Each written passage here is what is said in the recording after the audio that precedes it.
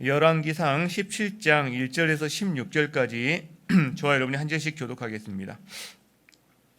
길르앗에 우거하는 자 중에 디셉 사람 엘리야가 아합에게 말하되 내가 섬기는 이스라엘의 하나님 여호와께서 살아계심을 두고 맹세하노니 내 말이 없으면 수년 동안 비도 이슬도 있지 아니하리라 하니라. 여호와의 말씀이 엘리야에게 임하여 이르시되 너는 여기서 떠나 동쪽으로 가서 요단 앞 그리 시냇가에 숨고 그 시냇물을 마시라. 내가 까마귀들에게 명령하여 거기서 너를 먹이게 하리라. 그가 여호와의 말씀과 같이 하여 곧 가서 요단 앞 그리 시냇가에 머물매 까마귀들이 아침에도 떡과 고기를 저녁에도 떡과 고기를 가져왔고 그가 시냇물을 마셨으나 땅에 비가 내리지 아니하므로 얼마 후에 그 시내가 마르니라. 여호와의 말씀이 엘리야에게 임하여 이르시되 너는 일어나 시돈에 속한 사르밧으로 가서 거기 머물라. 내가 그곳 과부에게 명령하여 내게 음식을 주게 하였느니라. 그가 일어나 사르밧으로 가서 성문에 이를 때에 한 과부가 그곳에서 나뭇가지를 줍는지라. 이에 불러 이르되 청하건대 그릇에 물을 조금 가져다가 내가 마시게 하라. 그가 가지러 갈 때에 엘리야가 그를 불러 이르되 청하건대 내 손에 떡 한 조각을 내게로 가져오라. 그가 이르되 당신의 하나님 여호와께서 살아계심을 두고 맹세하노니 나는 떡이 없고 다만 통에 가루 한 움큼과 병에 기름 조금뿐이라. 내가 나뭇가지 둘을 주어다가 나와 내 아들을 위하여 음식을 만들어 먹고 그 후에는 죽으리라. 엘리야가 그에게 이르되 두려워하지 말고 가서 내 말대로 하려니와 먼저 그곳으로 나를 위하여 작은 떡 한 개를 만들어 내게로 가져오고 그 후에 너와 내 아들을 위하여 만들라. 이스라엘의 하나님 여호와의 말씀이 나 여호와가 비를 지면에 내리는 날까지 그 통의 가루가 떨어지지 아니하고 그 병에 기름이 없어지지 아니하리라 하셨느니라. 그가 가서 엘리야의 말대로 하였더니 그와 엘리야와 그의 식구가 여러 날 먹었으나 함께 여호와께서 엘리야를 통하여 하신 말씀같이 통의 가루가 떨어지지 아니하고 병에 기름이 없어지지 아니하니라. 아멘. 자리에 앉으시겠습니다. 코로나 바이러스가 온 세상을 여전히 휩쓸고 있죠. 우리가 이전에는 경험해보지 못한 일들을 참 많이 경험하고 있는 것 같습니다. 근데 이 코로나 바이러스 때문에 사실 저희가 이렇게 많이 저희 삶에 그동안 견고하게 여겼던 것들이 이게 견고하지 않구나. 우리가 안전하게 여겼던 것들이 이게 더 이상 안전한 게 아니구나. 우리가 당연하게 여겼던 것들이 이게 더 이상 당연한 게 아니구나라는 것을 참 많이 경험합니다. 그래서 우리의 삶이 많이 흔들리죠. 언제 끝날지 모르게끔 이렇게 계속 진행되다 보니까 피해도 커져가고요. 피곤함도 그리고 우울감도 이렇게 증가하고 있는 것 같습니다. 우리나라에서는 작년 2월부터 이렇게 코로나가 급속하게 퍼졌기 때문에 한 1년 한 3개월, 4개월 정도 저희가 이렇게 지나가고 있는 것 같은데 그러다 보니까 이제는 코로나에 익숙해서 어떻게 보면 우리 일상 가운데 이 무기력함이 반복되고 있지는 않은가 이런 좀 경각심을 가지게 되고 돌아보게 됩니다. 주일 예배만 해도 그래요. 저희가 작년 3월 1일에 처음 온라인 예배라는 걸 드린 적이 있습니다. 여기에 한 10여 명 이렇게 모여서 가정에서 다 이제 그 유튜브로 시청하시고 저희는 온라인 예배를 드리게 됐는데 그때만 해도 이게 너무 마음이 참 아프고 긴장도 되고 그런 마음이 있었는데 이제는 어느덧 무덤덤해지고 좀 편리함을 추구하는 그런 방향으로 혹시 우리가 가버린 건 아닌가 이런 생각을 하게 됩니다. 자, 그렇다면 코로나 가운데 우리 삶이 막 이리저리 막 흔들리고 또 어떤 부분에서는 무덤덤해지고 무기력해지기도 하고 심지어 낙심이 되기도 하는데 자, 이때 우리 삶을 어떻게 정돈할 수 있을까 이런 생각을 해봐요. 어떻게 하면 우리 삶을 정돈할 수 있을까? 제가 마음에 두고 있는 그 구절 가운데 좋은 질문은 좋은 대답을 가져다 준다 이런 말이 있습니다. 좋은 질문을 하면 좋은 대답을 얻기가 쉽다는 거죠. 그래서 존 파이퍼 목사님이 코로나 바이러스에 대해서 쓴 책 가운데 그런 질문이 있습니다. 그 두 가지 질문을 제가 가져와 봤는데 하나는 이거예요. 하나님이 코로나 바이러스를 다스리고 계시는가라는 거예요. 첫 번째 질문. 그 두 번째는 하나님은 코로나 바이러스를 통해서 무엇을 하고 계시는가라는 겁니다. 이 두 가지 질문을 하고서는 그걸로 이렇게 이제 책을 써내셨는데, 여러분 어떻게 생각하세요?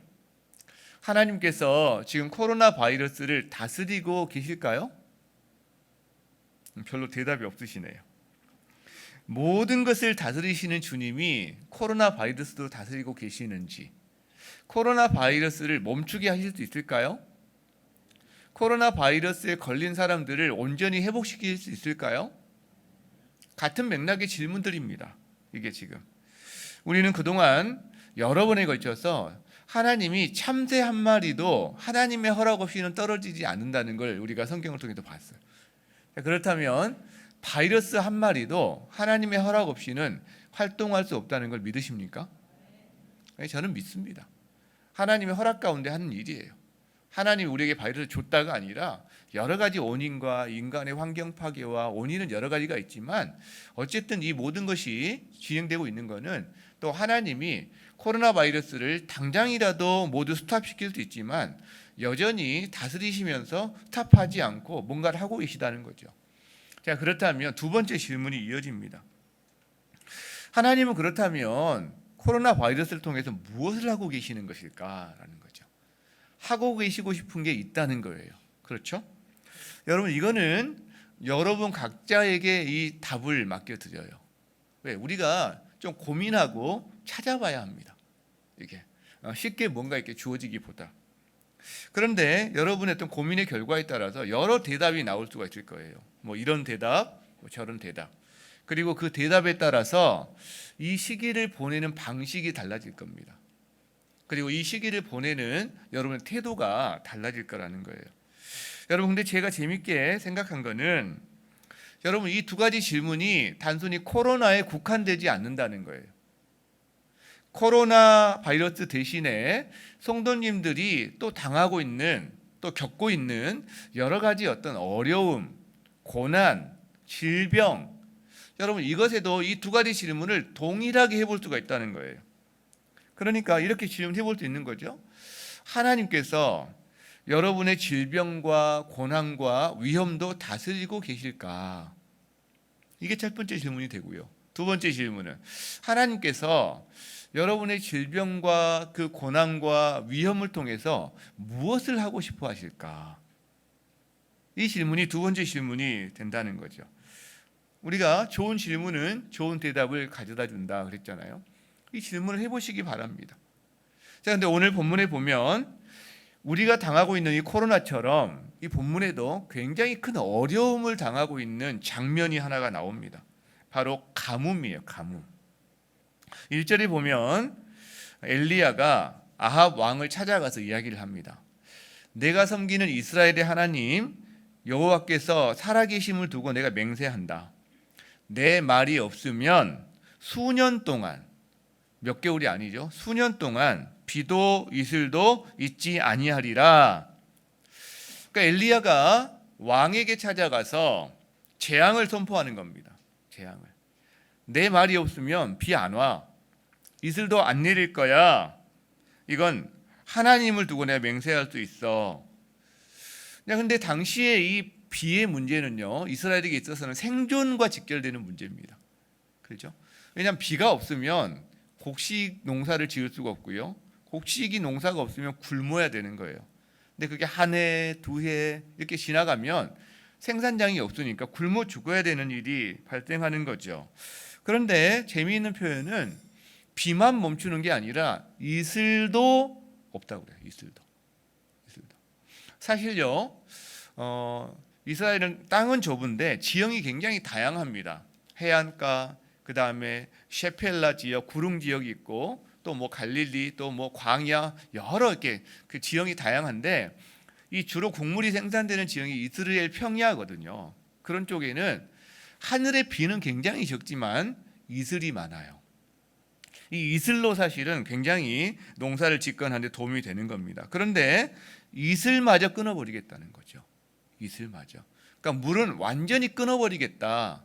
라는 걸 한 겁니다. 자, 그렇다면 우리가 동일한 이 질문을 여기다 해볼 수가 있어요. 하나님이 이 가뭄도 다스리고 계신가요? 분명하죠. 너무나 분명해요. 왜? 하나님이 가뭄을 주겠다고 말씀하셨어요. 가뭄을 다스리고 계신 거죠. 그럼 두 번째 질문, 하나님은 이 가뭄을 통해서 무엇을 하고 싶어 하실까? 그리고 무엇을 하고 계시는가라는 거죠. 여러분, 비가 없을 뿐만 아니라 이슬이 없다는 것은 이것이 진짜 우연이 아닌 계획이고 의지라는 거거든요. 비만 잠시 없을 수도 있잖아요. 우연스럽게 한 해 정도라든가. 근데 비만 없는 게 아니라 이슬까지 없애버리겠다. 하나님께서 지금 뭔가 철저하게 막아버리겠다라고 하는 건데, 이거는 재앙의 선포입니다. 재앙의 선포인데 왜 이 재앙을 선포했냐는 거죠. 그 앞에 보면 16장에 이제 그런 내용이 나옵니다. 아합이 모든 다른 사람보다 여호와 보시기에 악을 더 행합니다. 근데 그 악 중에 하나가 뭐냐면 이세벨을 아내로 삼아서 이세벨과 함께 바알을 섬기기 시작합니다. 바알을 예배해요. 그리고 사마리아에 바알 신전을 건축합니다. 그 안에 제단을 만들고 거기서 예배를 드리는, 그래서 모든 이스라엘 백성들에게 바알을 섬기도록 전파하는 바알 전도사가 되는 거예요. 이스라엘을 우상에게로 이끄는 천병 역할을, 굉장히 심화된 역할을 감당하는 사람이 되었다라는 거죠. 자, 근데 왜 그렇게 바알을 섬기느냐? 이게 중요한데, 바알은 비의 신입니다. 비가 내리면 곡식이 자랍니다. 그러니까 곡식의 신이에요. 곡식이 많아지면 풍요로운 삶을 살게 됩니다. 풍요의 신이에요. 이 바알이 비의 신이고 나아가서 곡식과 풍요의 신이다. 번영의 신입니다. 그러니까 사람들이 굉장히 좋아하는 거죠. 가나안 땅의 농경 문화에 있어서 사람들이 그러니까 최고로 섬겼던 신 중에 하나입니다. 자, 그렇기 때문에 바알을 섬긴다라는 것은 단순히 비를 섬기는 정도가 아니라 결국 번영을 섬기고 풍요로움을 섬기겠다라는 거예요. 이게 바알 신의 우상 숭배의 핵심입니다. 자, 근데 거기에 대해서 엘리야가 뭐라고 하냐면 가뭄을 선포하는 거예요. 바알 신은 비를 주는 신인데 거기에 대해서 엘리야는 비를 주지 않겠다고 이야기하는 거예요. 바알 신과 전쟁을 선포하는 겁니다. 또 바알 신을 섬기는, 그걸로 자기 정권의 견고함을 자랑하는 아합 왕에게 선전포고를 하는 겁니다. 여러분, 결국 이 선전포고는 어떤 선전포고냐? 누가 참 신이냐라는 거예요. 바알이냐 여호와 하나님이냐? 누가 참 신이냐? 누가 너희에게 진정한 풍요와 행복을 줄 수 있느냐? 이 도전인 겁니다. 이것이 이제 뒤에 이어지면 갈멜산에서 850명, 바알을 대표하는 바알과 아세라 선지자 850명과 그 다음에 여호와 하나님을 섬기는 이 엘리야의 850대 1의 전쟁이 벌어지는 거죠. 이게 연장선상에 있는 겁니다. 여러분, 저나 여러분이나 우리들도 다 경험의 차이나 정도의 차이는 있지만 이 비도 어떨 때는 이슬마저 없는 상황을 경험할 때가 있습니다. 메말라가는 거죠. 마음이 메말라가서 가족 가운데 부부지간이나 자녀, 자식지간에 마음이 찢기기도 하는 그런 경우도 있어요. 관계가 메말라가서 다툼이 있는 경우도 있어요. 가정의 재정의 저수지가 메말라가서 굉장히 압박을 당하는 그런 경우도 있습니다. 그리고 이 코로나는 우리 삶을 메마르게 하는, 어떻게 보면 그때 그 가뭄과도 비슷한 사실 그런 역할을 하고 있다라고 생각할 수 있습니다. 자, 그러면 우리는 동일하게 질문을 해볼 수 있습니다. 만일 저와 여러분의 삶에 비도 없고 이슬도 없는 어떤 그런 상황과 같은 상황이 벌어질 때 이 두 가지 질문을 동일하게 해볼 수 있다는 거죠. 하나님이 이 비도 없고 이슬도 없는 이 상황을 다스리고 계신가? 이게 첫 번째 질문이죠. 그리고 우리가 거기에 대해서 오늘 본문 말씀을 통해서는 이 첫 번째 질문은 하나님 다스리신다는 게 너무나 분명하기 때문에 두 번째 질문을 넘어갈 수 있는 거죠. 하나님이 이 비와 이슬을 통해서 무엇을 하기 원하실까? 무엇을 하기 원하실까? 보통 이 질문하다 오는 사람들이 징벌일까? 이런 생각을 합니다. 징벌일까? 징벌인 경우도 있습니다. 실제로 이 아합에 대해서 바알 숭배를 한 것에 대한 징벌이죠. 그리고 아합뿐만 아니라 이스라엘 백성들이 아합의 그 바알 숭배와 신전의 건축과 이런 일을 방지하지 않고 오히려 동조하고 그걸 기뻐하면서 함께 동조했다는 면에서 이스라엘 백성 전체를 향한 징벌도 맞습니다. 그러니까 풍요로움을 위해서 바알을 섬겼는데 오히려 풍요로움이 차단돼 버리는 이 아이러니를 겪게 되는 걸 통해서 이 징벌이 되는 거죠. 자, 그런데 하나가 더 있다는 거예요. 하나님이 단순히 벌 주는 정도가 아니라 돌아오라는 사인을 하나님이 하고 계신다는 거예요. 돌아와라. 왜? 진짜 벌 주면 진짜 진노하잖아요. 그러면 벌도 안 줍니다. 내버려 둡니다. 부모가 자식들 회초리 이렇게 살짝 때리는 거는 어떻게 보면 그걸 고쳐서 돌아오게 하겠다는 건 우리가 알고 있잖아요. 하나님께서 가뭄을 주신 것은 아니 왜 3년밖에 안 줍니까? 이집트의 가뭄이 7년이 있었거든요. 그죠? 요셉 시대에 주려면 기왕이면 한 7년, 한 10년 주면 다 죽어 나가거든요. 근데 왜 3년밖에 안 줘요? 결국 이게 3년인데 하나님의 회초리 정도에 불과한 거죠. 죽이려고 하는 게 아니라 돌아오라는 하나님의 마음이 담긴 그런 하나님의 마음이 담긴 거다라는 거죠. 자, 그런데요, 하나가 더 있어요. 비도 이슬도 없는 그때에 하나님을 경험하는 게 한 가지가 더 생깁니다. 바로 까마귀예요. 이 비도 이슬도 없는 이때 까마귀를 경험하게 됩니다. 까마귀를 경험하게 됩니다. 여러분, 우리도 마찬가지예요. 만약 우리의 몸이나 질병을 통해서 마음이나 관계의 아픔을 통해서 우리의 영혼이나 하나님과의 문제를 통해서 뭔가 이렇게 몸과 마음과 영혼에 메말라가고 비와 이슬이 없는 것 같은 그런 상황을 경험하고 있다면 징벌일 수 있죠. 근데 그 징벌이 죽이려는 징벌이 아니라 회초리일 수 있죠. 사실 어느 정도. 근데 또 하나 사인일 수 있죠. 주님께 돌아와. 너 착각하지 마. 너의 안정과 번영은 네가 지금 섬기려고 하는 추구하는 거기서 생기는 게 아니야. 하나님께 있어. 이 사인을 하나님이 주고 계실 수 있죠. 그런데 그때가 까마귀를 경험하는 통로가 된다는 것. 어떻게 보면 이게 우리에게도 동일하게 비도 이슬도 없어요. 근데 하나님이 까마귀를 통해서 우리를 먹이고 살려요. 하나님을 경험시켜요. 이 일들이 우리 삶 가운데 일어날 수 있다라는 거죠.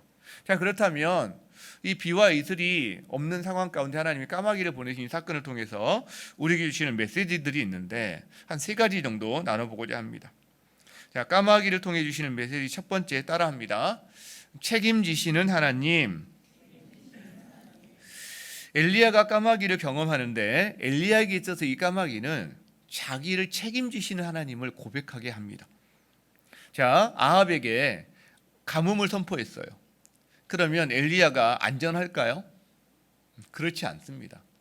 아합 왕의 정권의 기반이 되는 걸 다 무너뜨리는 건 상황이기 때문에 정면 도전이기 때문에 엘리야의 신상이 굉장히 위험해지는 상황이 됩니다. 그래서 도망을 가야 되는 거예요. 그러니까 하나님께서 피신을 명령한 곳이 바로 요단 앞 그릿시네가라는 곳입니다. 지금으로 말하면 아마 뭡니까? 시리아 이쪽에 그 어떤 고온 평지 시대에 있는 그릿시네가인 것 같은데 어쨌든 광야 근처예요. 그 주변에 뭐 인가라든가 이런 게 별로 없는 거죠. 자, 그래서 우리나라로 말한다면 강원도의 어디 깊은 산골로 피신을 보내신 거죠. 그죠? 자, 그래서 아합의 추격으로부터 자유로워집니다. 아합이 추격대를 다 보냈을 텐데 행정 조직을 통해서. 근데 이제 추적할 수 없는 것에 숨긴 거죠. 근데 한 가지 문제가 있습니다. 먹을 것이 해결이 안 된다는 거예요. 광야기 때문에 기껏 쥐나 몇 마리 지나갈 정도지 뭐가 있겠어요, 먹을 게. 아무것도 없죠. 그죠? 그래서 하나님께서 기막힌 방법을 쓰십니다. 까마귀를 통해서 배달 음식을 매일 보내시는 거예요. 배달 음식을. 지금으로 말하면 쿠팡 택배 같은 걸 보내시는 거죠. 아마 드론 택배를 저쪽 그 강원도 산골이기 때문에 드론으로 택배를 보내시는 것 같아요. 사람이 들어갈 수 없을 정도니까. 그래서 택배의 원조는 하나님이시다. 네. 성경을 보면 사업 구상이 참 많이 나올 것 같아요. 여러분 성경을 보고 사업 구상을 많이 얻으면 좋겠다. 때 아닌 유머를 했는데 어쨌든 자, 근데 까마귀들이 아침과 저녁으로 떡과 고기를 가져옵니다.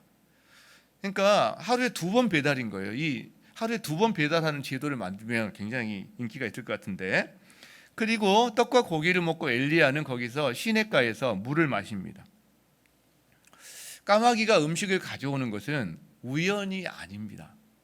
한 번은 모르겠어요. 그런데 지금 시냇가가 마르는 동안 계속해서 까마귀가 아침에도 저녁에도 음식을 가져오거든요. 자, 그러니까 최소 몇 주에서 몇 달 동안을 지금 아침 저녁으로 음식을 가져다 주고 있는 거예요, 여러분. 자, 근데 이 까마귀가 또 한 마리가 아니라 까마귀들입니다. 예, 한 마리만 하면 너무 지쳤나 봐요. 그러니까 아마 여러 까마귀들을 동원하신 것 같은데, 여러분, 까마귀는 잡식성입니다. 잡식성. 뭐든지 개걸스럽게 잘 먹어요. 근데 까마귀 입에 고기가 있어요. 근데 이걸 안 먹어요. 갖다 줘요. 고양이가 생선을 물어서 주인에게 갖다 주는 거랑 굉장히 비슷한 상황이 지금 벌어지고 있는 거죠. 그렇죠? 이게 하나님의 간섭하심이 없다면 있을 수 없는 것입니다. 그렇죠? 자, 그런데 까마귀는 이 고기와 떡을 어디서 구했을까요? 자, 고기는 사냥했을까요? 까마귀는 사냥하는 새가 아닙니다. 주워 먹는 새지. 그렇죠? 그러니까 뭐 쥐를 사냥해서 갖다 주거나 이런 문제가 아니라는 거예요. 자, 그러면 설사 고기는 뭐 어떻게 그렇다 치더라도 떡은요. 까마귀가 갑자기 농사를 지어서 벤 다음에 빻아가지고 입으로 빻아서 그걸 어떻게 뭐 요리해서 빵을 만들어 줍니까?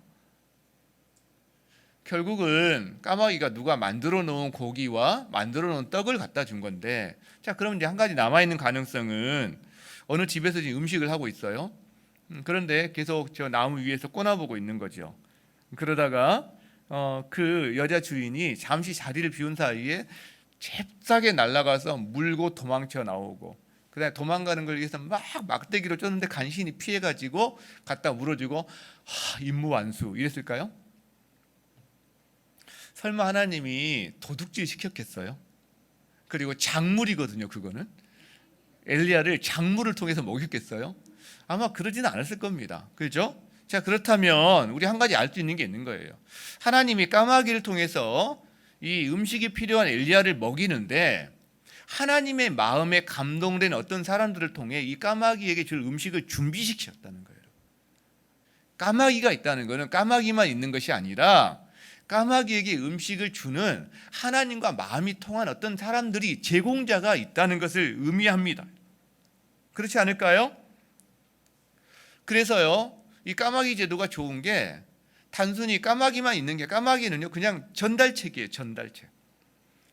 누군가가 하나님 마음으로 저 사람이 정말 뭔가 지금 필요해, 사랑이 필요해, 물질이 필요해, 음식이 필요해, 그걸 발견한 사람, 하나님의 마음을 가진 사람이 준비하고, 이걸 직접 전해주기가 어렵거나 또 직접 전해줄 때는 곤란한 점이 생기니까, 교회라는, 저희 같은 경우는 이제 까마귀 현금 제도가 그런 거잖아요. 까마귀를 통해서 하나님이 주신 걸로 전달을 하고, 이 사람은 하나님이 보낸 걸로 먹지만 한편은 거기에는 누군가 하나님의 사람이 있는 거죠. 하나님의 사람이. 하나님께 감사하고 하나님의 사람에게 감사하게 되는 과정이 있는 거죠. 여러분, 지금도 저는 많은 까마귀를 경험하고 살아가지만 제가 예수 믿고 나서 잊을 수 없는 그런 경험을 했거든요. 예수 믿고는 얼마 되지 않았을 때, 우리 성도들 가운데 대부분 아실 거예요. 제 동생이 병원에 입원해서 중환자실에서는 50일을 보내는 때가 있었습니다. 근데 이 비용이 어마어마하게 나오더라고요. 일주일에 2번씩 중간정산을 꼭 하라고 그럽니다. 근데 저는 당시에 복학생이었고, 저희 부모님은 시골에서 농사 해봤자 정말 소규모 짓는 가난한 집의 농부란 말이에요. 그 돈이 어디가 있습니까? 어디가 있습니까? 그런데요, 한 번도 그거를 연체하고 못 낸 적이 없어요. 제가 병원에 있을 때 수많은 우리 청년부 형제 자매들, 교회 어르신들 아침, 점심, 저녁으로 찾아와서 함께 손잡고 기도하고요, 자신이 눈에 누렸던 말씀을 나눠주시고요, 그게 저한테 까마귀였는데 또 봉투를 놓고 가시는 분도 꽤 많았어요. 이걸로 병원비 보태 써라. 그걸로 병원비를 그때그때마다 하는데 나중에 10원짜리나 틀림이 없이 딱 끝나게 하시더라고요. 까마귀로 병원비를 정확하게. 여러분, 까마귀는요, 하나님이 나를 아시고 하나님이 나를 보살피시고 하나님이 나를 책임지시는구나 라는 사인을 까마귀를 통해서 보게 됩니다. 엘리야만의 이야기가 아닙니다. 제가 그랬고 여러분도 많이 경험하신 분이 많으실 거예요. 그러니까 엘리야는 까마귀를 통해서 배만 채운 게 아닙니다. 그렇지 않겠어요? 불평하면서 오늘은 좀 맛없는 떡을 가져왔네 이러면서 배만 채운 게 아닙니다. 하나님으로 채운 거예요. 하나님으로. 그죠? 이 까마귀가 그게 참 좋은 거죠. 그리고 어딘가에 이 하나님을 경외하는 자기의 동기들이 있다는, 하나님의 마음에 감동을 받아서 자기와 함께 이 마음으로 함께 이 시대를 살아내는 그런 믿음의 동지들이 있다는 그 믿음을 갖게 되는 거죠. 이 까마귀를 보면서. 우리 교회도 수많은 까마귀 이야기들이 있습니다. 개척 때부터 우리가 이 까마귀 헌금 제도를 가지고 있는데 해가 갈수록 이 횟수와 이 금액이 정말 많이 늘어나는 것을 봐요. 우리가 이 공동체가 이 까마귀를 통해서 정말 많은 하나님의 은혜를 경험합니다. 받으시는 분들 역시 엘리야와 같은 심정으로 받으시는 거죠. 하나님이 나를 기억하고 계시고 나를 보살피고 계시는구나. 근데요, 공급하시는 분도 하나님의 감동과 거기에 따른 순종을 경험하시는 거고요. 전달하는 저희들도 어떻게 보면 이 공동체 안에 이 하나님의 살아계심을, 역사하심을 경험하면서 사역의 기쁨을 맛보는, 여러분, 그래서 온 공동체가 함께 살아나는 것을 보고 있다는 거죠. 우리 성도님들은 하나님이 여러분을 아시고 여러분을 책임지신다는 것을 믿으십니까? 여러분의 삶에 이 까마귀가 많이 경험되기를 축복합니다. 그 하나님을 신뢰하는 자가 되기를 축복합니다. 자, 까마귀를 통해 주시는 메시지 두 번째가 있습니다. 따라합니다. 약자를 돌보시는 하나님. 자, 이제 재앙 가뭄을 선포했어요. 가뭄이 한 해, 두 해 이렇게 되면서 온 땅이 고통을 당하게 됩니다. 아합만 고통을 당하는 게 아니에요. 사실은 아합과 함께 이스라엘 백성 전체, 나아가서는 그 이웃에 있는 나라들까지 함께 고통을 당하게 될 겁니다. 자, 그런데 가장 힘들고 어려운 사람은 누구일까요? 가장 힘들고 어려운 사람은 항상 사회적인 약자입니다. 다 어려운 데서 더 어려운 사람이 항상 있습니다. 그 사람이 더 직격탄을 맞아요. 코로나도 마찬가지입니다. 사실 온 국민이 거의 대부분 힘들지만 더 어려운 사람들이 있습니다. 사회적인 약자가 더 직격탄을 맞는 거죠. 자, 당시 가장 대표적인 사회적인 약자가 누구냐면 과부와 고아와 나그네입니다. 여기 과부가 들어가요. 이 사르밧 과부가 들어갑니다. 과부는 당시에 경제력이 거의 없는 사람이에요. 비참한 인생을 살 수밖에 없는. 그러니까 이 가뭄에서 가장 먼저 가장 하층을 경험하고 가장 먼저 희생당할 수밖에 없는 사람이 이 과부입니다. 그리고 고아이고 나그네들입니다. 어떻게든 무슨 방법을 취해봤을 거예요. 아마 어떻게든 살아보겠다고. 보니까 지금 여기 아들이 하나 있거든요. 아들과 함께 이 아들을 살려보려고 어떻게든 갖은 방법과 노력을 다 해봤을 거예요. 그런데 지금 결국은 이제 마지막 식사 한 끼 차려 먹고 굶어 죽기를 기다릴 수밖에 없는 상황까지 내몰린 상황입니다. 우리 성도님들 가운데 이 사르밧 과부의 심정이 느껴지시는 분들 계신지 모르겠어요. 우리가 절대적으로 지금 배가 고파서 굶어 죽는 사람은 없습니다. 그러나 그 심정이 느껴지는 상황은 우리도 경험할 수 있다는 거죠. 왜? 내 삶이 너무 공고할 때, 아무리 이걸 헤쳐나가려고 힘쓰고 애써도 막막하고 절벽 같고 손에 잡히지 않고 몇 번을 해도 실패하고 이제는 도저히 방법이 없는 것 같은 그런 상황일 때 이 사르밧 과부의 심정이 조금 느껴질 수 있습니다. 또 자신이나 가족 가운데 정말 큰 질병으로 아파하고 신음하면서 헤어나지 못할 때도 이 과부의 심정이 느껴질 수 있습니다. 여러분, 그런데요, 하나님이 고통 가운데 다 고통당하고 있는데 그중에 특히 고통당하는 이 사르밧 과부에게 까마귀를 보냅니다. 하나님이 보내신 까마귀가 누구일까요? 엘리야입니다. 엘리야. 자, 엘리야는 하나님의 까마귀를 직접 경험한 사람이에요. 근데 이번에는 그가 하나님의 까마귀가 되어서 사르밧 과부에게 갑니다. 여러분, 이걸 보면 하나님은 진노 중에, 재앙 중에서도 긍휼을 베푸시는 분이시구나라는 걸 우리가 알게 돼요. 고통당하는 자들의 고통을 하나님이 그냥 즐기시는 분이 아니세요. 가뭄이 선포되었을 때, 재앙 가운데 모두 고통할 때 가장 아파하고 신음하는 그 한 사람, 대표적인 사르밧 과부를 하나님께 긍휼히 여기시고 그에게 하나님의 사람을 까마귀로 보냅니다.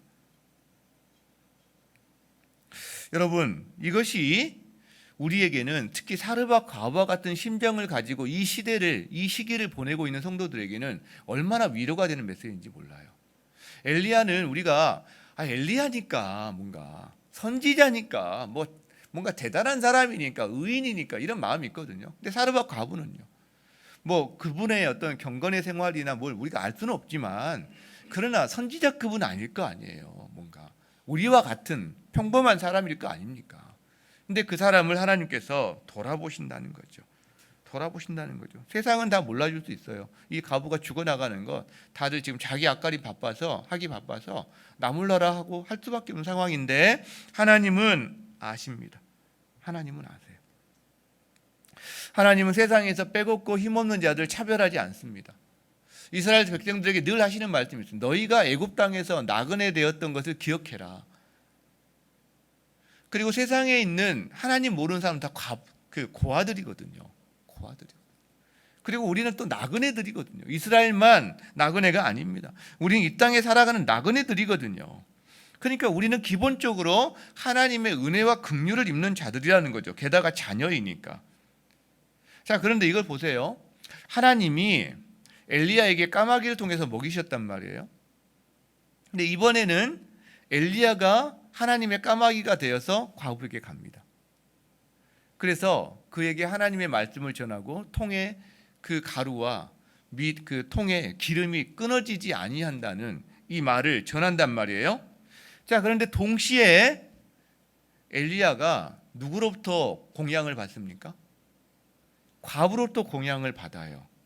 사르밧 과부가 엘리야에게 또 까마귀가 되는 겁니다. 진짜 까악 하는 그 까마귀로부터 공양을 받다가 이제는 사르밧 과부 가정으로부터 공양을 받는 거예요. 서로에게 까마귀가 되는 겁니다. 서로에게. 여러분, 엘리야가 가진 게 있습니까? 이 과부가 가진 게 있습니까? 없어요. 있긴 있죠. 한 움큼의 가루와 한 번 해먹을 수 있는 기름, 그게 올리브 기름 아마 그런 거겠죠. 자, 그 정도는 있죠. 그러나 그 세 사람이 몇 년의 가뭄을 버티기에는 말도 안 되는 거죠. 한 끼 식량밖에 없으니까. 그런데요, 둘 다 없어요. 둘 다 서로 떨어져 살면 둘 다 죽을 수밖에 없는 상황인데 서로에게 까마귀가 되는 순간 서로가 살아나요. 이거는 신비예요, 신비. 어떻게 이런 일이 벌어지는지, 어떻게 이렇게 벌어지는지. 이게 신비죠. 각자 빈손이에요. 근데 서로에게 까마귀가 되니까 채워져요. 서로에게 까마귀. 마치 오병이어 기적 같아요. 마치 오병이어 기적 같아요. 모르겠어요. 부부들 가운데 결혼 전에 각자 직장 생활하는데 항상 이렇게 남는 게 없더라. 근데 둘이 만나서 한 사람은 직장 생활하고 한 사람은 가정 생활을 하는데도 적응을 하면서 가정을 이루어 살아가는 것, 이 신비 중에 신비다 이런 말 하는데 이거 비슷한 원리인지도 모르겠어요. 혹시 이게 서로에게 까마귀가 되는. 근데 공동체에서 이건 분명해요. 여러분 혼자서 각자가 이 코로나 시대에 누구도 만나지 않고 한 달 동안 여러분의 것만으로 여러분의 시간을 다 사용해서 여러분 혼자 보낼 수 있습니다. 그런데 혼자서도 살 수 있지만 그 혼자가 아닌 가족이 함께, 그리고 또 목장에서 함께 이렇게 만나면서 자기를 내어주고 서로 만났을 때 거기에 엄청난 은혜와 그곳에 기쁨과 활력과 그 다음에 삶에 이 기쁨이 생기는 걸 우리가 경험한단 말이에요. 신기하죠. 저는 하나님의 공동체가 이와 같다라고 믿습니다. 이게 하나님의 공동체인데 신기한 게 아닌 게요. 가진 것은 지금 1밖에 없는 거죠. 가진 것은. 근데 거기에 마음이 10, 100이 있는 거죠. 우리로서는 물질만 갖고 따지지만 하나님 입장에서는 마음이 나누어지는 거니까 충분히 거기에 하나님의 역사가 일어날 수 있구나라는 생각도 해보게 됩니다. 근데 재미있는 것은요, 많이 가진 사람이 남아서 주는 법은 별로 제가 못 봤어요. 그동안 사역하면서 오히려 부족한 사람이 자기가 부족할 때 경험해보니 하나님의 은혜 때문에 더 부족한 사람을 보면서 자기의 것을 어떻게든 좀 쪼개고 아껴서 조금 준비해서 나누는, 거기에서 이 하나님의 오병이어 사건과 같은 풍성하게 채워지는 것을 많이 경험합니다. 그러니까 진짜 까마귀를 경험한 사람, 하나님의 그 일하심을 경험한 사람, 이 고마움을 경험한 사람이 나누더라는 거죠. 그래서 거기에 하나님의 이 기적이 일어나더라는 거죠. 여러분, 이걸 경험하는 사람이 신앙인입니다. 그리고 이걸 경험하는 삶이 풍성한 삶이에요. 자기 것만으로 사는 게 어떻게 풍성한 삶입니까? 이 은혜를 여러분 놓치지 않기 바랍니다. 여러분의 가정에서, 여러분의 목장에서, 여러분 이 은혜를 이 교회에서 충만히 누리는 여러분 되기를 주의 이름으로 축복합니다. 자, 하나 까마귀를 통해 주시는 메시지 세 번째가 있습니다. 따라합니다. 순종하는 자가 까마귀를 경험한다. 가뭄이 선포되었고 가뭄이 한 해, 두 해 그렇게 지나가면서 고통하는 사람들이 많아지고 있습니다. 심지어 굶어 죽는 사람도 있었겠죠. 자, 그런데 모두 고통을 당하고 있는데 그 가운데 까마귀를 경험하는 사람이 있습니다. 모두 다 경험하는 건 아닙니다. 그러나 일부는 경험합니다. 바로 엘리야와 이 사르밧 과부가 바로 그런 사람들인데, 이 사람들을 살펴보다가 그들에게 어떤 특징적인 면이 발견이 돼요. 그게 순종입니다. 먼저 엘리야의 순종을 볼까요? 자, 엘리야는 왕에게 가서 가뭄 저주를 선포합니다. 쉬운 일이 아닙니다. 왜? 자기가 죽을 수 있는 상황이잖아요. 근데 그대로 합니다. 자, 선전포고한 후에 그리 시냇가로 가서 숨어라 그랬어요. 그 말에 이유를 달지 않습니다. 갑니다. 그리 시냇가로 가라라는 말은 엘리야가 그리 시냇가가 어디 있는지 알고 있단 말이에요. 그것이 어떤 상황인지, 주변에 인가가 없고 먹을 것이 없는 상황인 것을 이 엘리야는 알고 있단 말이에요. 근데 하나님, 거기는 제가 아는데 별장 같은 거 없는데요. 인가도 없어요. 친구도 없어요. 외롭고요. 제가 먹을 거 하나도 없는데 거기서 어떻게 삽니까? 이런 말 하지 않습니다. 가는 거예요. 가는 거예요. 여러분, 시돈의 사르밧 과부에게 이제 시내가 다 마르니까 가라고 몇 달 걸렸겠죠. 가라고 할 때 그가 일어나서 갑니다. So he did. 항상 하나님이 말씀하시고 엘리야는 그 다음에 so he did. 그는 그렇게 했다. 그렇게 했다. 이게 항상 나오는데, 시돈, 왜 시돈인가요? 시돈은 바알 숭배 중심지인데 저는 지금 바알이 내리는 비를 내리지 않겠다고 선전포고, 바알을 섬기는 사람들에게 선전포고한 상황인데, 아니 바알의 중심지인 시돈에 가라고요? 제가 거의 잡혀 죽겠죠. 게다가 과부한테 가라고요? 아니 하나님, 뭔가 먹을 것을 갖고 있는 여유 있는 사람한테 가야지, 과부 굶고 있을 게 뻔한데 제가 과부한테 가라고요? 이런 말 안 하는 거예요. 가는 거예요. 가는 거예요. 주님이 말씀하시면 그대로 순종합니다.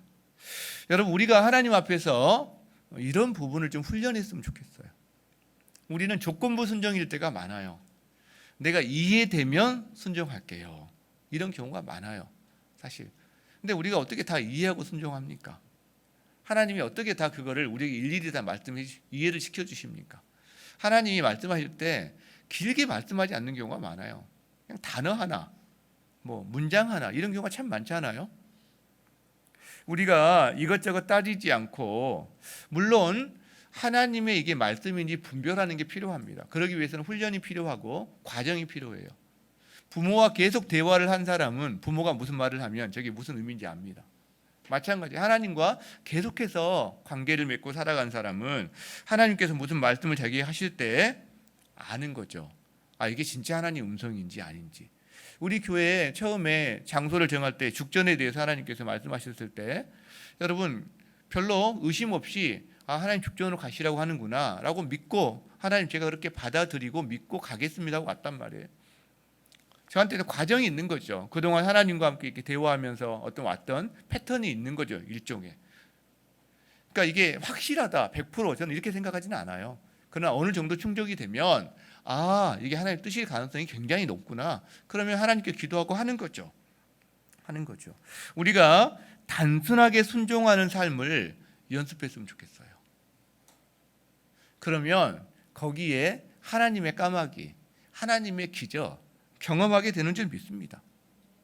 실제로 하나님께서 우리에게 사정을 일일이 설명하지 않으시고 하는 경우가 많다고. 예전에 제가 여러분에게 한번 말씀드린 적이 있어요. 한 선교사님이 선교지에서 자기 아들이 마당에서 놀고 있는 나무 아래서 놀고 있는데 그 아들에게 갑자기 소리를 지르는 거죠. 아들아, 엎드려. 근데 그 아들이 왜요? 나 너무 재밌게 놀고 있는데 막 이렇게 하지 않는다. 막 그리고 엎드렸어요. 얘가 기어와 아빠에게. 그러니까 기어오는 거예요. 좀 기어오니까 이 아빠가 얼른 달려가서 아들을 안아서 뒤로 물러선 다음에 그 나무를 보니까 그 나무 밑에 나무 위에 독사가 이렇게 떨어져 있는 거죠. 그러니까 얘가 거기서 만약에 왜요? 뭐 왜 놀고 있는데 오라고 하세요? 뭐 이렇게 털을 계속 달고 있으면 잘못하면 물릴 수 있는 상황인 거죠. 하나님께서 우리에게 설명을 안 하실 때가 많다는 거예요. 자, 엘리야만 그런 게 아니라 사르밧 과부도 순종하는 걸 볼 수 있어요. 자, 사르밧 과부의 순종도 사실 대단하게 느껴집니다. 자, 엘리야가 성문에서 그를 만나서 물과 떡을 달라고 그래요. 자, 근데 이렇게 말을 합니다. 그 과부가 당신의 하나님 여호와의 살아계심을 두고 제가 맹세합니다. 난 떡이 없어요. 통에 가루 한 움큼과 병에 기름 조금밖에 없어요. 내가 나뭇가지 둘을 주워다가 나와 내 아들을 위해서 음식을 만들어 먹고 그 후에는 죽을 수밖에 없어요. 이렇게 말을 합니다. 절박한 상황인 거죠. 한 끼 식사밖에 없다는 거예요. 여러분, 그 전까지 엄청나게 잘 먹고 한 끼 식사가 남았을까요? 아닐 거예요. 지금 정말 어떻게든 살아보겠다고 아껴서 죽지 않을 만큼만 먹고 지금 버텨오고 남아있는 마지막일 거라는 거죠. 그렇죠? 자, 그런데 엘리야가 뭐라고 하느냐? 두려워하지 말아라 그러면서 그걸로 나를 위해서 먼저 음식을 만들어 와라. 그리고 너와 네 아들을 위해서 나중에 먹어라. 이렇게 말을 해요. 참 기가 찰 노릇이거든요. 지금 뭐 1인분 식사 될까 말까 한데 한 움큼 있는 걸로 음식을 나를 위해서 만들어 오래요. 먼저. 여러분, 이런 상황이라면 여러분에게 이런 비슷한 어떤 상황일지 모르겠어요. 근데 뭔가 이런 상황이라면 여러분 어떻게 하시겠어요? 어떻게 하시겠어요? 과부에게 자기에게 먼저 떡을 달라는 것은 그 과부에게 목숨을 걸고서라도 신뢰하라는 어떻게 보면 도전이나 마찬가지거든요. 지금 저와 여러분 어떻게 하겠어요? 근데 이 도전을 과부가 받아들입니다. 떡을 만들어서 엘리야에게 먼저 제공을 해요. 근데 통의 가루와 기름이 마르지가 않아요. 계속해서 통의 가루와 기름을 가지고 이걸로 먹는 거예요. 먹는 거죠. 마치 그런 생각이 들었어요. 예전에 시골에서 이렇게 수도 물을 길어 올릴 때 수도가 있거든요. 그러면 마중물을 넣어야 물이 나와요. 이 마중물 같은 거죠. 마중물. 그냥 먹으면 그냥 그걸로 끝이죠. 그러나 마중물로 펌프에 넣고 물길질을 하니까 계속 물이 뿜어져 올라오는 거예요. 아, 이게 마중물 같은 거구나. 마중물. 하나님이 지금 말씀하신 게 너 굶어 죽어가 아니라 너 그거 마중물로 사용하렴. 이런 말씀하시는 거구나. 여러분, 우리들은 어떠합니까? 주님의 말씀이라면 저희가 단순하게 순종합니까? 이런 과부 같은 상황에서도 순종할 수 있습니까? 우리에게 기적이 너무 귀한 것은 이런 단순한 순종보다 이해되는 순종, 조건부 순종이 우리에게 너무 많기 때문에 사실 이런 기적이 너무 적은 건 아닐까, 이런 생각을 해봅니다. 여러분, 살고 죽는 것은 떡에 달려 있지 않습니다. 살고 죽는 것은 하나님께 달려 있습니다. 떡이 없으면 물론 육신은 죽겠죠. 그러나 하나님의 말씀이 없으면 이미 영혼은 먼저 죽습니다. 먼저 죽어요. 이 구절을 볼 때 자연스럽게 이게 생각이 납니다. 먼저 나에게, 그 후에 너에게 하면서 먼저 그의 나라와 그의 의를 구하라는 이 말씀이 자연스럽게 연결이 됩니다. 하나님께서 이 말씀을 하시는 것이 그냥 우리를 시험하거나 이런 것들이 아니구나, 그게 마중물 같은 거구나 라는 생각을 하게 된다는 거죠. 여러분, 저와 여러분의 삶에서 이 마중물을 그냥 그 한 조각을 그냥 나를 한 끼의 음료와 한 끼 식사로 허비해 버리는 것이 아니라 하나님 앞에 마중물을 가지고 드릴 수 있는, 그래서 하나님의 기적을 경험한 여러분 되시기를 주의 이름으로 축원합니다. 말씀을 마무리하고자 합니다. 오늘 제목이 뭐죠? 너무 멋지죠. 이슬과 까마귀. 제가 생각해도 너무 어제 황홀했거든요. 야, 내가 이런 멋진 제목을 내가 우리 성도들에게 줄 수 있다니. 그동안 항상 이렇게 그냥 몸이 건조한 제목만 줬는데 너무 황홀했는데, 제목 너무 멋있게 지으려고 한 게 아니고요. 이슬과 까마귀 안에 제가 이 묵상을 하다 보니까 이 묵상거리가 있어요. 이슬과 까마귀 안에 여러분 공통점이 있습니다. 이슬과 까마귀의 공통점이 뭘까요? 이슬과 까마귀의 공통점. 좀 말 좀 해보세요. 이슬과 까마귀가 무슨 공통점이 있을 것 같아요? 지금 뭐라고 말씀하시는지 제가 안 들립니다. 아마 하나님의 은혜요 이렇게 말씀하신 것 같아. 하나님의 공급이요. 이슬과 까마귀는 둘 다 하나님의 은혜고 하나님의 공급을 상징합니다. 여러분, 만나 같아요. 이슬과 까마귀는 만나가 새벽에 이슬과 함께 내리잖아요. 근데 이 이슬을 통해서 사람들이 농사를 지어요. 그리고 자기의 필요를 채웁니다. 하나님의 은혜예요. 매번 내리는 이슬을 통해서 곡물이 자라게 하시는, 사람들의 필요를 채워주시는, 만나 대신 어떻게 보면 이슬을 내려주고 계신 거나 마찬가지인 거죠. 그렇죠? 근데 까마귀도 하나님의 공급이거든요. 하나님의 보살핌이고, 그런 공통점이 있어요. 근데 약간 차이가 있어요. 이슬이 전방위적으로 모든 사람을 향한 하나님의 은혜요 공급이다라고 한다면, 이 이슬이 어느 순간 하나님의 뜻 가운데서 멈출 때가 있다는 거죠. 가뭄이 올 때 이슬이 멈추는 거잖아요, 지금. 그죠? 하나님의 공급과 하나님의 은혜가 일시적으로 중단되는 상황이 있는 거예요. 근데 그때 이슬이 중단된 그때에 하나님이 까마귀를 제공하시는 거예요. 까마귀를. 모든 사람을 위한 게 아니라 특정한 사람들을 위한, 특정한 케이스를 위한 까마귀를 하나님은 여전히 본인의 하나님의 은혜의 통로로, 공급의 통로로 사용하고 있다라는 거죠. 여러분, 이슬을 통해서 하나님의 은혜와 공급을 경험했는데 이슬이 그쳤어요? 하나님의 은혜와 공급이 끝났나 생각했는데, 까마귀를 경험하면서 하나님의 은혜와 공급은 여전히 이어지고 있구나라는 것을 우리에게 말씀하고 계시다는 거죠. 제가 이슬과 까마귀를 생각하면서 그걸 묵상하게 됩니다.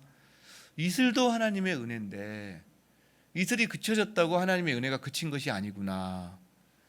하나님이 까마귀를 통해서 여전히 자애로우시고 우리를 아시고 먹이시고 보호하신다는 것을 까마귀를 통해서 우리에게 알려주시는구나. 하나님의 은혜는 그치는 법이 없구나. 이게 제가 이슬과 까마귀를 통해서 묵상, 여러분 믿으십니까? 여러분, 그런데 한 가지, 우리가 만나 혹은 이 이슬 혹은 까마귀가 가지는 음식을 경험할 때, 여러분, 그게 내가 어떤 기대한 수준과는 좀 다를 수 있어요. 노아의 방주 속에서 살았던 8명의 사람이 호텔에서 살았을까요? 동물 똥냄새, 사료 냄새 많이 났을 겁니다, 여러분. 그러나 노아의 방주예요. 그죠? 이 까마귀가 하나님이 보시기에 우리를 필요를 채우는 어떤 것들이지, 내가 기대하고 쾌적하고 호텔처럼 모든 것을 누리는 것을 까마귀로 생각해서는 안 될 수도 있다라는 거죠. 그런 생각을 하게 됩니다. 마지막으로 여러분, 이 성경을 오늘 우리가 읽었던 이 이슬과 비가 그치고 가뭄 가운데 있을 때 까마귀를 통해서 엘리야를 먹이고 사르밧 과부를 먹이는 이 이야기를 여러분 처음 듣게 된 독자가 누구일까요? 이 열왕기상 17장을 처음 듣게 되는 독자들이 누구냐는 거죠. 바벨론에 있는 이스라엘 포로들입니다. 바벨론에 있는 이스라엘 포로들이 이 열왕기상을 처음 듣게 됩니다. 그리고 읽게 됩니다. 여러분, 그것은 우리에게 한 가지 의미를 가져다 줘요. 바벨론 땅은 풍요의 땅입니다. 문화의 중심지예요. 그리고 그들은 그들의 신을 섬깁니다. 풍요의 신을 섬깁니다. 이들에게 그 땅에 나그네로 가 있는 이스라엘 사람들에게 무슨 메시지를 주는 거예요? 마치 이스라엘 사람들이 가나안 땅에서 바알을 섬김으로 풍요를 취하려고 했던 것처럼 너희가 우상을 섬긴다면, 너희가 그 땅 바벨론에서 바벨론의 신을 섬기며 풍요를 쫓는 삶을 산다면 너희에게도 가뭄과 재앙이 펼쳐질 수 있다라는 이야기를 하시고 계시다는 거죠. 풍요의 땅에서 우상에 현혹되지 말아라 라는 거죠. 오히려 비도 이슬도 없는 그 빈곤을 경험한 너희 조상들을 기억하라 라고 말씀하시는 거죠. 누가 참 신인지를 너희는 알아야 한다 라고 말씀하시는 거죠. 그리고 또 말씀하십니다. 너희가 사르밧 과부 같은 사람들이야. 너희가 나에게는 엘리야 같은 사람들이야. 왜? 나의 자녀요, 나의 백성들이니까. 그리고 너희는 그 땅에 나그네요. 너희가 그 땅의 이방인이기 때문에 너희가 바로 사르밧 과부 같은 사람들이야. 너희가 설사 굶어 죽는 상황까지 간다 할 때 내가 너희를 그냥 두지 않아. 내가 먹여. 까마귀를 보낼 거야 라고 말씀하신다는 거죠. 여러분, 저와 여러분이 하나님의 자녀라는 면에서는 엘리야와 같이 우리를 대입해서 생각할 수 있고요. 우리가 이 땅에서 고통당하고 연약한 자라는 그런 사실에서는 사르밧 과부와 같은 그런 경험을 우리에게 대입해서 그런 경우에도 하나님은 의인에게도 까마귀를 보내시고 그 다음에 연약한 가운데 있는 그 사람에게도 까마귀를 보내신다는 사실을 오늘 이 말씀을 통해서 하고 계신다고 믿습니다.